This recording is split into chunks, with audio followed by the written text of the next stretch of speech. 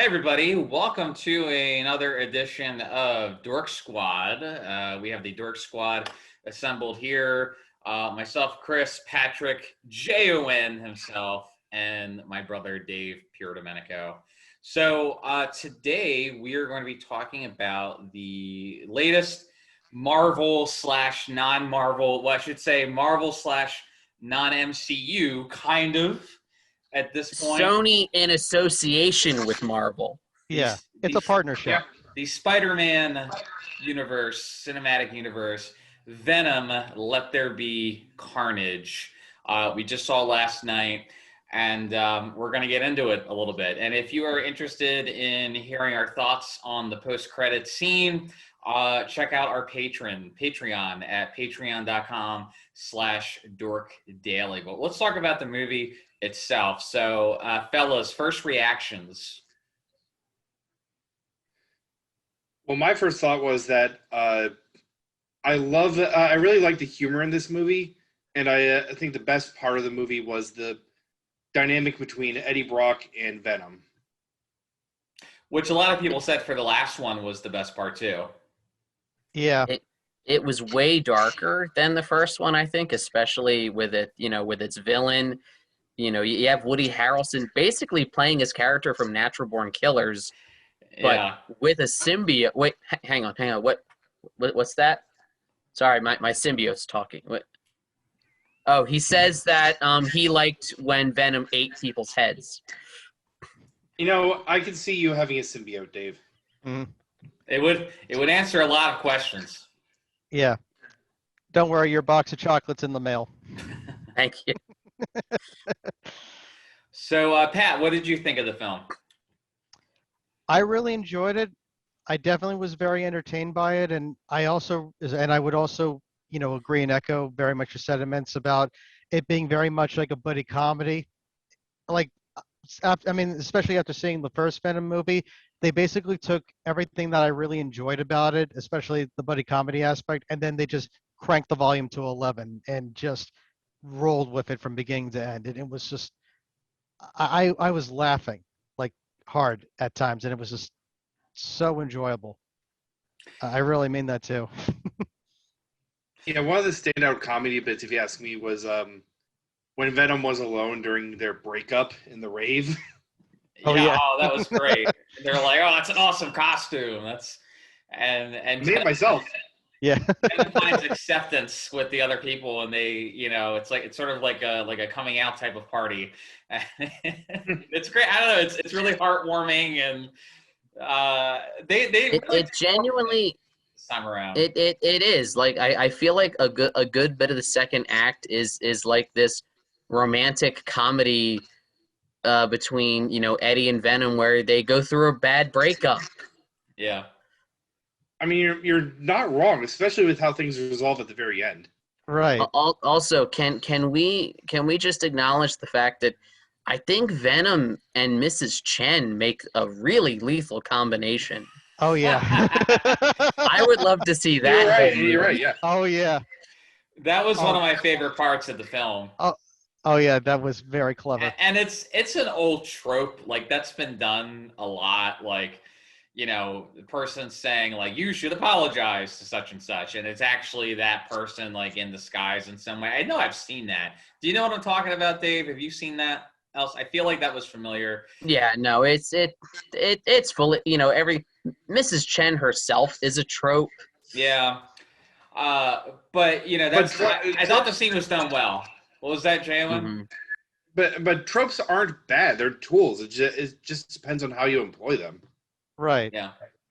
I mean, even like going back to the rave, like just the way like Venom, like talks to the people at the rave, it's like on several different levels of like of comedy in terms of like how you could interpret that scene, and in a weird way, that's what kind of makes it very clever and very funny. Especially with especially like you could look at it from I was like, oh, like I'm just like an alien, living amongst you all, and it's like, oh yeah, that's the way I feel, but it's like they don't realize he's an actual alien, like talking right. to.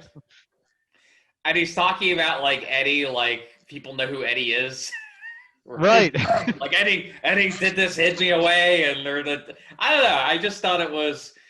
Look, I think the movie was nuts. It was nuts, but Oh, in yeah, a absolutely. good way. Like, Yes. It wasn't trying to be sane. I mean, you get that from the opening scene. I mean, I think in that case, it's kind of in the similar vein as the Suicide Squad movie, the new one anyway, in that it at least acknowledges that it has a silly premise and it leans into it. yeah. Now, okay, I gotta ask Dave because Dave is I think among the four of us, Dave's the snobbiest one. That I is think. a Oh, you are. false truth. You're proudly the snobbiest person here, and you're like. I remember when we saw the first Venom, and you were like, "It can't be a part." Well, we'll get into that later. That's not really important right now, but superhero movies are the norm now. I mean, that's the majority of what of movies that are coming out. How did you feel this compared? As a superhero movie, not necessarily a MCU movie, obviously, but how did this measure up in your opinion?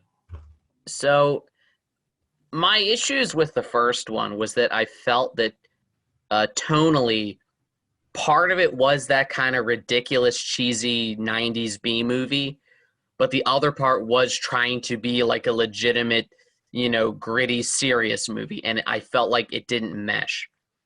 Let There Be Carnage abandons all pretense of taking itself seriously and just goes all out. So in that regard, I like this one better because it's more tonally consistent. The first one felt like it went back and forth between what it wanted to be. This one knew exactly what it wanted to be and just went for it. Yeah, I would agree with that. And I think the first one, I mean, they really weren't sure what to do, and I think exactly tried to give both audiences what they wanted. And it's like, all right, you want the crazy stuff? Let's just go with the crazy stuff. And I think it paid off for sure. So it's rare that I like a sequel better, but I think I enjoyed this one more than the first Venom.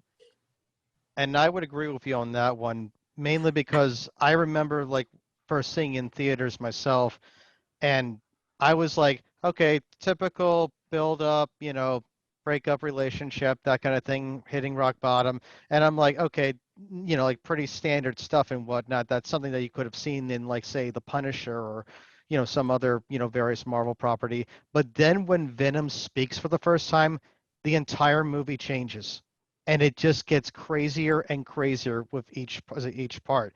Everything from Tom Hardy's Eddie Brock like jumping into the lobster tank to him like literally like right is it like like scaling up the side of the spacecraft and I'm like, this is crazy, and yet this is exactly what I was waiting for.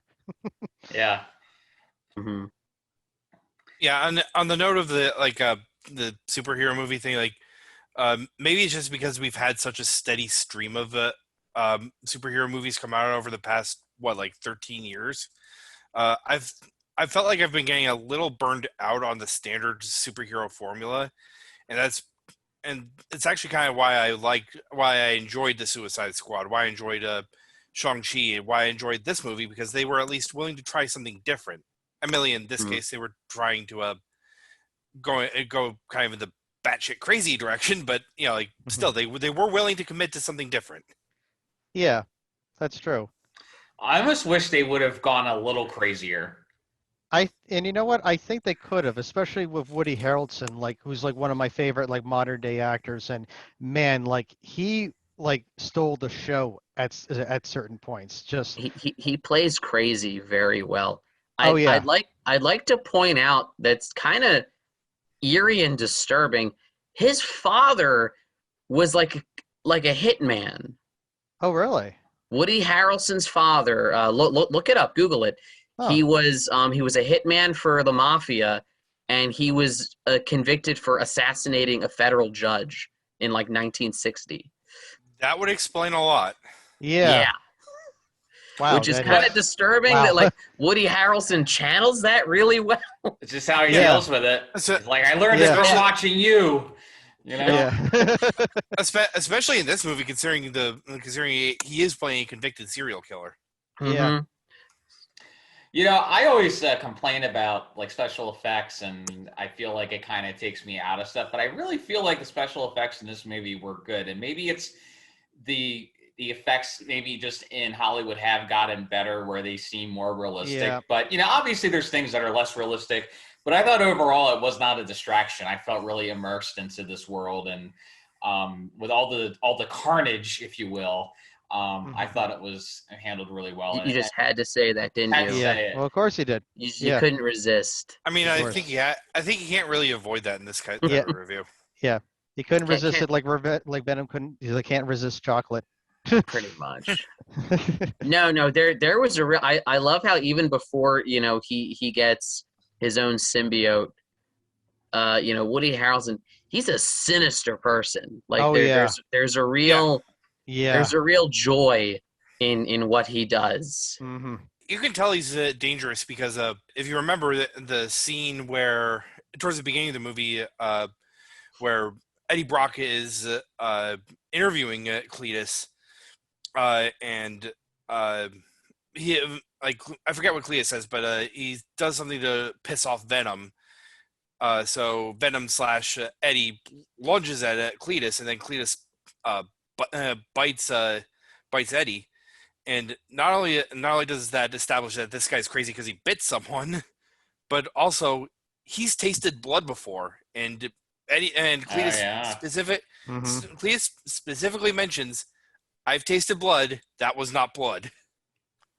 Oh, It yeah. has That's a very right. metallic-y taste. I would be Yeah. surprised. I would be Thanks for the surprised. information, Dave. Well, yeah, because it's like I'm not it's like an iron oxide, I think. Like Don't like, ask me why I know that. I know well, our then blood again, has. you're our expert horror hound here, so That's why I know. mhm. That's right. Yeah. That's right. Yeah, I almost I think Carnage was like a fun villain. Like we haven't really had a fun villain in a while, I think, in superhero Yeah. movies, and just like Oh, someone yes. that is just very entertaining to watch. And I don't know why that is. I mean we've had some great MCU villains, but not that many aside from the big players like Thanos. I think a big issue is a lot of superhero movies, to John's point, you kind of get tired of the same one over and over again. Carnage was an example of a villain who the stakes felt real because they were small. He wasn't trying to take over the world. He wasn't trying to wipe out half the universe. He was just trying to cause carnage. He was just trying to get hit. I mean, Carnage's ultimate goal was just to kill Venom to become more powerful. So it made it so that anything could happen because the stakes were small. I think that's part of the reason why, Birds of Prey is a really good, comic book movie. The stakes were small, and therefore it seemed more real. Yeah, no, I get that. Yeah. The ex-fiance storyline for me is kind of reminiscent of Ant-Man. Where they kind of come to. They kind of become friends. It was very heartwarming to see Venom finally come around and go from wanting to eat Dan's head to saying that, hey, you take care too, Dan. Yeah. Even though we didn't need him at all. Not at all. He did help. He showed up with the fire, remember? He did. Yeah, he pulled his weight in that fight. Yeah, I like that. Yeah, it's just like I'm just doing the Venom moment where he's like, where he's just saying to Eddie like, oh, we really didn't need him. Did we? Nah. Is it because we're schizophrenic as a kind of personality. But yeah, Dan did his job, and he did a great job. I'm honestly kind of like to me, Eddie and Anne, I don't think makes sense. I like them better as friends. Actually, I felt it was fitting that they said goodbye to each other and they still helped each other out. But I think it would have been cliche if they're like, "Oh, we're gonna get together in the end, and we're really still in love." And like, why would you date this? Like, because you're also dating Venom, at the same time. Like, right. That would be way too complicated. And I like how they incorporated the new boyfriend again. I think even better than than the first time. But that's the same actor, right? I don't even remember. I think so. I think it was. The only Yeah. thing that would have been cooler for him, showing up in the fight at the end would be him somehow using his knowledge as a dentist to do something or save the day. Like he does something with Carnage's teeth. Right. No, That would've been interesting. I thought of this, but like one of the symbiote's weaknesses is sound, right? Mhm. Bring in a dental drill. Like There you go. like Ooh, I don't like that sound. yeah, no, No. admittedly, like maybe it's just because I was at the dentist like 2 weeks ago, but Tell Dave all about it. He loves dentist stories. Don't tell me about. it was just a cleaning. Don't worry. I still have nightmares about the dentist. Yeah, don't worry. It was just a cleaning, no cavities. Gotcha. That's not something that Dave's ever heard in his life, going to the dentist. It's not. I've only ever had one cavity, and that was easily taken care of a couple of years ago.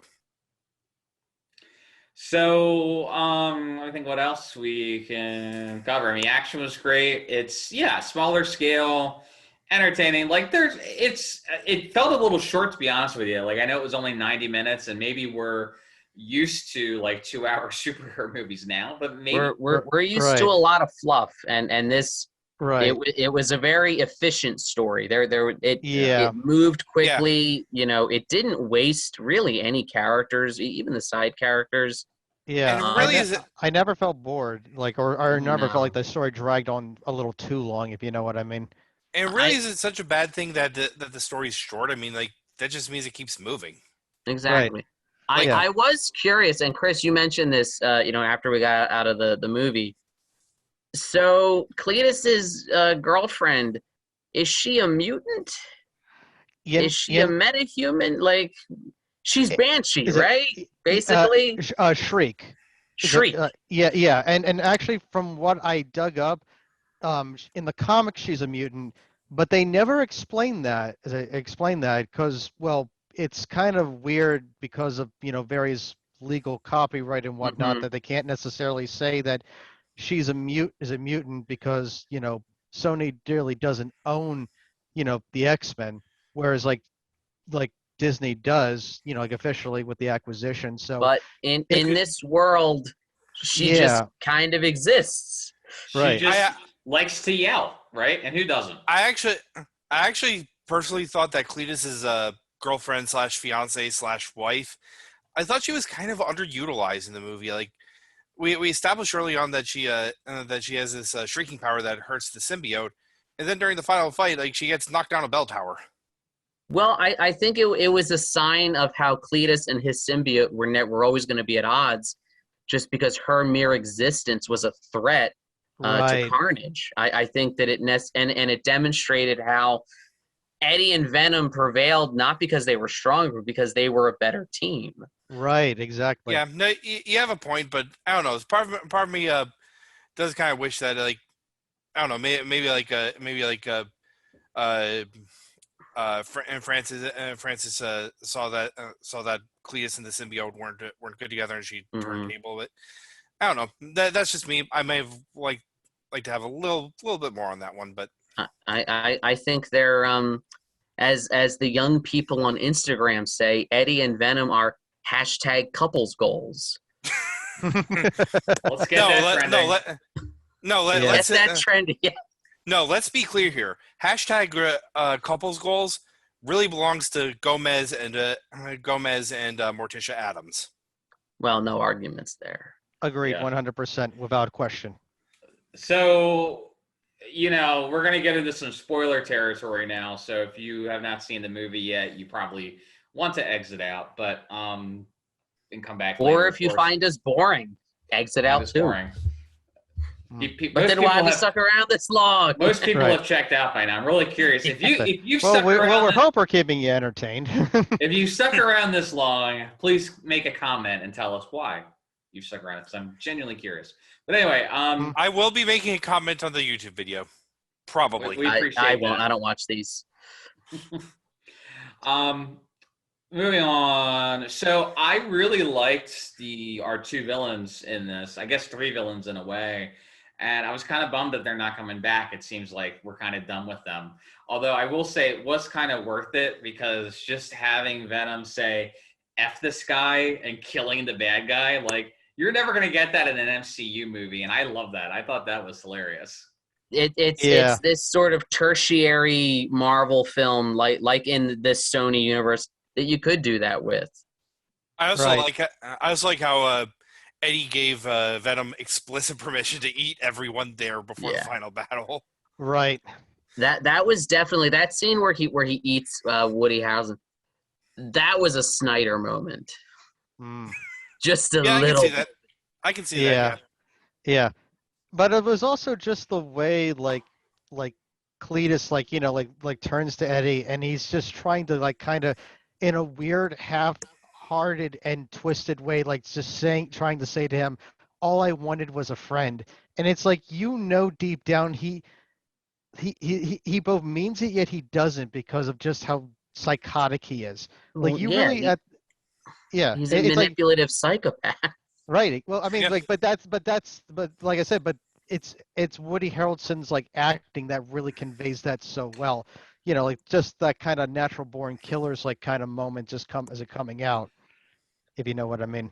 Yeah. Well, I think that's what's great because in that moment you almost think like, oh, is this going to be like a send? Are we supposed to feel bad for Cletus in this moment when he's like, I just wanted a friend? Like, I think another movie would have made that a moment to feel for him, but then Venom's like, F this guy, and just like that. Right. I feel like he's almost the audience. Like I could see like Yeah. us saying, oh, F this Right. guy, Right. Exactly. That's I think you really kind of need Right. I think they did want to go that route, if they did go on to go that route, they would have to like do a little bit more to establish Cletus as someone other than just a guy who murdered his family. Yeah, and Or that's attempted all. That's all comic accurate, pretty much, I believe. Like, he's a pretty horrible. He's one of the worst villains. Like before he was Yeah. a super villain. Well, yeah, yeah. I mean, I think I don't know if he's based on or just loosely inspired. I forget his name. There was a serial killer back in like the 50s or 60s who he like killed his grandfather just to see what it was like. Yeah. And then he killed his grandmother because he's like, well, I figured she would be very upset, so I had to do her as well. Yeah. Well, I would not be surprised if that was the case. I mean, Ed Gein, for crying out loud, how many villains has he helped inspire? Oh yeah. There also is a lot of Bonnie and Clyde in there too. Oh yeah. I definitely felt the Bonnie and Clyde. I like, think they reference it. They reference it once, don't they? Yeah. I mean, just them. I mean, just them in the Mustang. I'm just gonna say this right now. I love that Mustang, like that Woody Harrelson as a Jackson Yeah. Carnage, just like using his fingers, like like is it twisting the key, and just barreling down the highway, and just it was just so incredible just to see that, and then is it like at and then at Ravencroft as he's like trying to. As he's like saving the love of his life and just destroying everything around him, every helicopter, every like ACP it's just boom boom boom, just and just look just the way the Mustang just like flies down through just the fire and flames and then just shooting out. I'm like, whoa. That car was That was so incredible. durable. I would have Yes. thought it was one from Fast and Furious with what it could. Also, am I the only one when Cletus, is escaped and he's got his red jacket? Am I the only one who got strong Heat Miser vibes from him? Yeah, apparently. I am. It's like he reminded me of him a little bit. I didn't. I think am of now. that. Yeah. I didn't think of that, but I can see where you're coming from. But I did love the outfit. The outfit was just so slick on him. It was just so cool. So we're gonna wrap it up here. We're like I said, if you'd like some more info, check out patreon.com/dorkdaily. Check out Halloween Year Round as well. It's especially now. It is the most wonderful time of the year. Got tons of stuff, articles, videos, whatnot. Pat, John, thanks for joining us today on the Dork Squad. Dave, too, of course, one of our founding members, basically, of Philly Film Brothers. We will see you next time. I don't know what the movie's going to be, but it'll be good. Maybe Ghostbusters. So It'll Maybe be. Ghostbusters. Oh, I'd love to see that. Maybe I Eternals. would too. Yeah. maybe Eternals. So Yeah. thanks for watching. I'm skeptical on the Eternals, honestly. We'll see. Yeah, We'll I'm see. I'm still kind of on the fence as well. But you know what? I mean, I'll watch it, but I'll watch it, but I have my reservations. We have you may have your reservations, but either way, we're going to give them our money. Oh yeah. It's the way things are. Yes. It's like the Mandalorian says, "This is the way." Thanks for watching, everybody. We'll see you next time. All right. See you later.